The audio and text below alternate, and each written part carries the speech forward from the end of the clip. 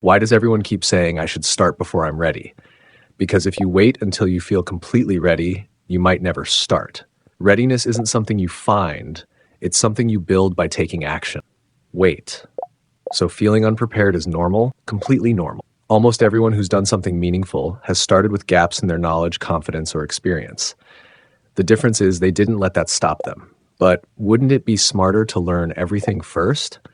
Learning is important, but there's a limit to what you can learn without actually doing the thing. You can watch 100 videos on swimming, but eventually you have to get in the water. Fair point. Exactly. Action teaches lessons that theory can't. So why does starting feel so scary? Because your brain hates uncertainty. When it doesn't know what will happen, it often assumes the worst. It's trying to protect you, even when the danger is only imagined. Is fear actually a sign I shouldn't do it? Not always. Fear often appears when something matters to you. The key is learning to tell the difference between real danger and simple discomfort. Why do I keep thinking my first attempt has to be amazing? That's perfectionism talking. We compare our first draft to someone else's 100th version. That's an unfair comparison. So the successful people I admire didn't get it right immediately? Almost never. Most of what you see is the polished result. You rarely see the awkward beginnings, the failed attempts, or the embarrassing mistakes they made along the way. Does anyone actually benefit from starting messy? All the time. Writers improve by writing terrible first drafts. Entrepreneurs improve by launching imperfect products. YouTubers improve by uploading videos instead of endlessly planning them. What if people judge my first attempt? Some probably will. But most people are too busy worrying about their own lives to spend much time thinking about yours. And the few who do judge aren't the ones building your future. Bro, that's actually freeing. It is. The opinion that matters most is often your own willingness to keep improving. So how do I stop overthinking?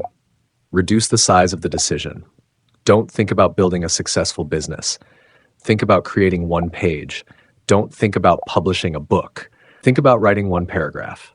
Does confidence come before action? Usually it's the other way around. Confidence grows from evidence, and the easiest way to create evidence is by doing the work repeatedly. Is that why some beginners improve so fast? Yes. They spend less time trying to look competent and more time becoming competent. Every attempt gives them feedback that planning alone never could. What's the biggest mistake people make? Confusing preparation with progress.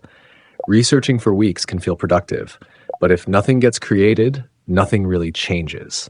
How do I know when I'm prepared enough? A good rule is this. If you understand the basics and can take the first step safely, you're probably ready enough to begin. The rest becomes clearer as you move. What if I fail? Then you've gained something valuable. Failure tells you what didn't work. Success tells you what did. Both move you forward if you're willing to learn.